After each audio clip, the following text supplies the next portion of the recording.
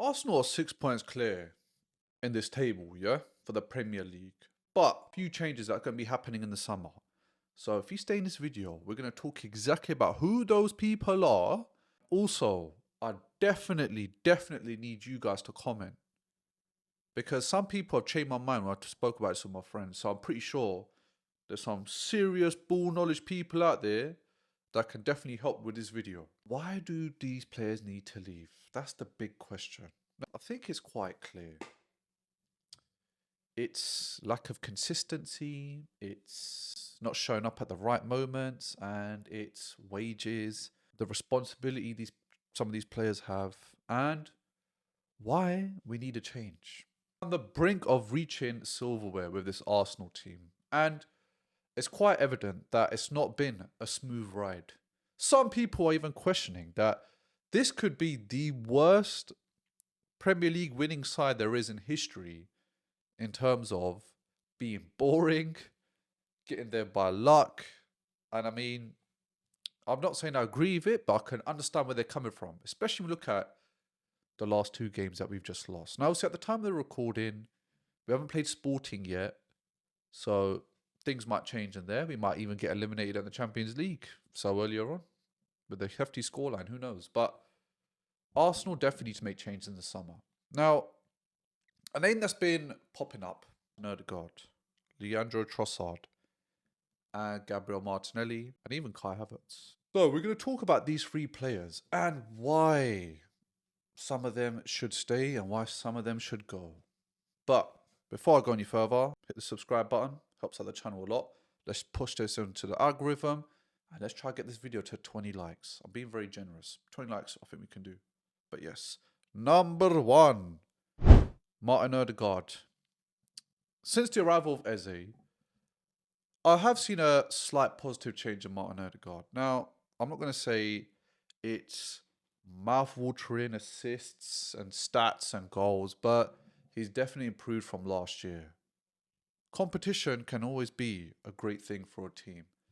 But with Martin Odegaard, the injuries and the lack of consistency in the second part of the season especially is proving that he might not be the face and the glue of this project. When we signed Martin Odegaard on a permanent basis, we were so glad because we finally had a playmaker who then became our club captain and is liked by the whole club and the fans and even the players themselves. But of course, just like any other club, just like any other sport, it's a business. If players aren't performing well, they must leave. And it's inevitable because your main mission is to help your team win the games and achieve silverware.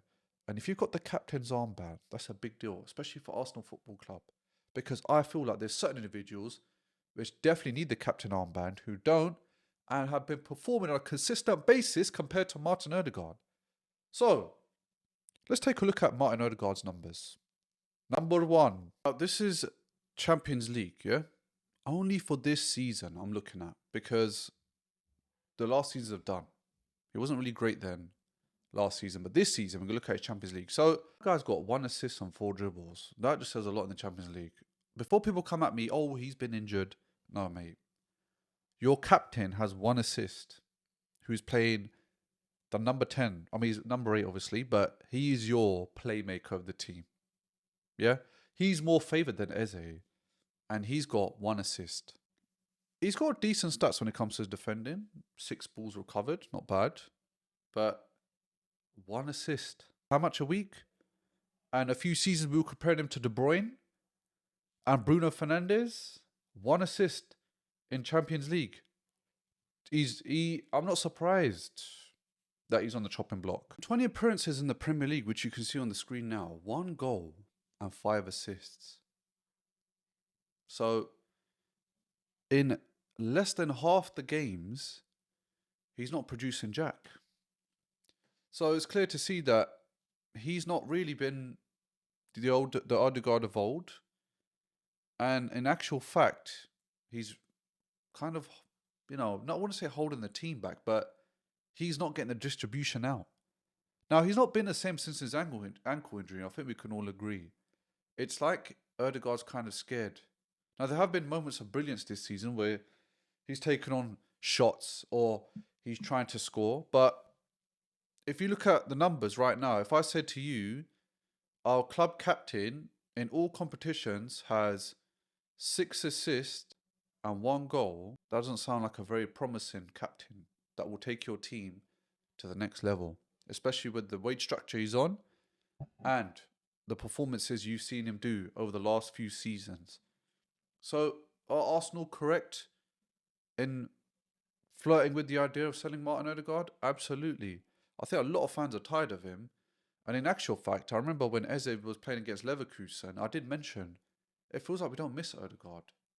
Because Ødegaard just does all the safe passes. There was a time in Arsenal when he would take risks and pass forward, pass through the gaps. But that Ødegaard doesn't exist no more. I really enjoyed having Ødegaard at Arsenal, but I think when it's time, like I said, it's a business. Unfortunately, he'll be remembered at Arsenal for the great things he did, but right now, it's lackluster. And this is the point in time where he needs to walk. Now, the next 2 individuals I'll be talking about in this video play in the same position. So I thought it would be a great idea just to compare them both. So, the first name is Leandro Trossard, aka Panda Eyes, who I deeply, deeply have slight hatred for because of his style of play, the amount of shots he scuffs, and just sometimes his lack of effort. And then the other player is Martinelli, who I actually quite like. And it's not because he's younger or he's outdoing Trossard, because I feel like they're kind of on the same wavelength. If anything, I think Trossard's probably got better numbers. But with Martinelli, I think the only edge is his defensive work is quite brilliant. He's praised for that quite a lot throughout Europe anyway. But Leandro Trossard and Martinelli, these are 2 interesting characters. Now, they've also been popped up in the past about leaving in the summer. Al Nassr came in for a bid for Martinelli, 85 million. We rejected it. And then I know Bayern Munich were flirting with the idea of Martinelli as well. But I do feel like definitely one of these 2 will be leaving in the summer. But the question is who? So, let's dive into their stats. Let's go with Champions League. Trossard's played 6 matches. Martinelli's played 9 matches. Obviously, Martinelli has way more minutes. Martinelli has a decent record. 6 goals, 1 assist. And, I mean, on the flip side, Trossard has 1 goal and 4 assists. So, the stats are quite similar in terms of goals and assists. It's not too far off. It's like 1 or 2 different. But look at the next stat, the passing accuracy. One's got 90%, which is great. But I think the other person is Stevie Wonder in disguise. Because what the fuck are you passing to, bruv? You got 79% passing. And we're in a passing-based system. Arsenal are in a passing style of play, and you've got 79%. It's crazy. If we look further down, distance covered. Martinelli, work ethic, you can see 60 kilometers. He's almost doing double what Trossard does. Premier League, they've got more or less the same amount of appearances, 25, 26. Minutes played. I mean, Trossard has significantly more minutes played, almost double than what Martinelli's played. And he's only managed 5 goals, 5 assists, and Martinelli's only managed 1 goal and 3 assists. I mean, the goal involvements for Premier League is obviously significantly better for Trossard than Champions League. But I mean, if you look at the shots inside the box, Trossard's only managed 17, whereas Martinelli's had 12. And on top of that, Martinelli's played half the minutes that Trossard's played. And I've said this at the start of the season. Well, I'll say around Christmas that Martinelli's more of a Champions League player and Trossard's more of a Premier League player. But there's teams out there which have players which perform in both. And I feel like we're kind of getting robbed of that because some players, I don't think their heart's in the Arsenal project. And I feel like for some of them, the time is ticking. Age does come into it. Trossard's 31. Martinelli's 24. So, in actual fact, you think about the future, Trossard will probably have to leave because of his age. He probably wants to accomplish a few things before he hangs up his boots. He might want to get his last paycheck, maybe abroad, maybe in the Middle East or somewhere else in Europe. Whereas Martinelli obviously has a bit of time on his side. I know he enjoys playing for Arsenal, but there definitely needs to be a replacement for the left wing. And talking about the left wing, I was speaking to one of my friends, and I was like, if Dalman plays outstanding the way he does right now, then Saka might need to go on that left wing position, and Dalman might need to play right. I'm all for it because Saka right now on the right, if that's his position, he's been effective there for so many years, but this season, where we look like about to lift the Prem, I've not been impressed with Saka, and I think a lot of people can agree they've not been impressed with Saka themselves.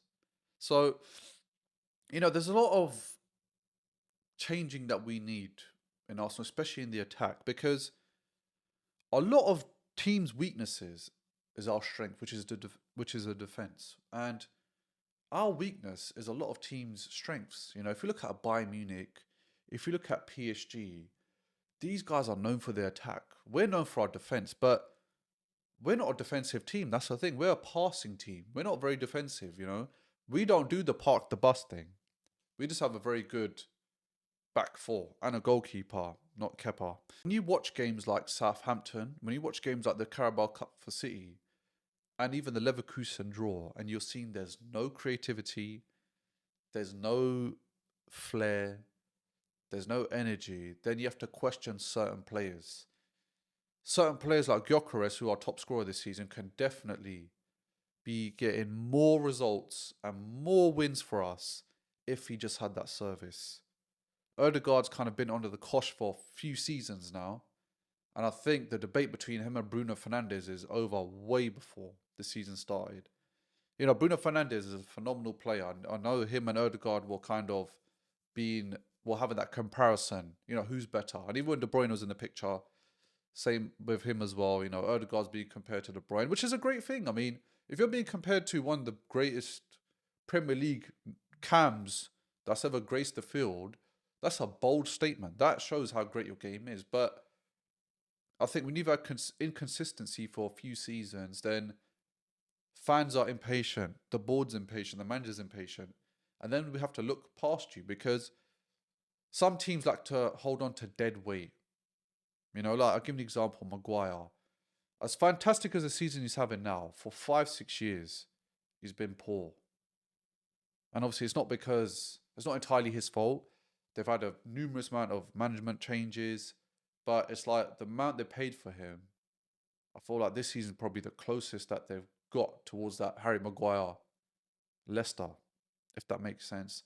And likewise with Arsenal, for a few seasons we carried dead weight, especially players that stopped performing, like Aubameyang. Once he signed that contract, he wasn't the same, and we had to give him a season and another season, and then we kind of just realised that he's just dead weight. He's clocking the wage bill, and he needs to leave. And with Trossard being 31, I don't know how much more he's going to improve. And I think there's a question that these players are restricting the manager in some sense, where Arteta has a great game plan. He's got a great football in mind. And that's not just me saying it as an Arsenal fan. I mean, Pep Guardiola, who's arguably the greatest manager in Premier League right now and in the world because of everything he's won, has said that Arteta's a very intelligent coach. He knows what he's doing and he will get it right. And he's very close this season. So some players like Trossard will hold him back. The Trossard we bought won't obviously be the Trossard he is now because of his age. When we bought him, he was kind of in his peak. He was 28. Players don't really peak in their 30s, early 30s, and if it does, it's very, very rare. But I think we can see that time is kind of catching up to Trossard. I mean, you look at the distance cover, look at his pass accuracy. These things matter. And the thing is as well, what's quite shocking is that we're a passing team. So to have 79% passing accuracy actually shocked me when I had to look at this. I was like, what on earth is going on here? But yeah, those three players, it would be interesting to see who leaves. Who knows? It could be 2 players leaving. It could be Martinelli and Trossard both leaving. It could be Martin Odegaard and Martinelli leave, and Trossard might stay. You know, we never know what happens in the summer until the transfer window opens. But I felt like Arsenal missed a very, very big opportunity to sign a left winger in the January. I think if you know that your left side is weaker than your right, to balance it out, you 100% need to recruit. You know, Man City, they did the same thing. They just knew one of their wings was weak. Savinho hasn't been the best this season, and look, they recruit Semenyo, and I mean he's been amazing for Man City, and he's already won a cup in his first few months at Man City. And then we have the likes of Trossard and Martinelli, who's been there for ages, and they're yet to lift silverware with Arsenal. So Martinelli managed to get the FA Cup, but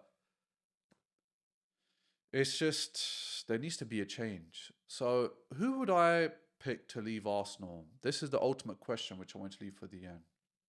You know, I think out of everyone on the team, I think Odegaard, I've seen a very, very slight improvement to his game since Eze arrived.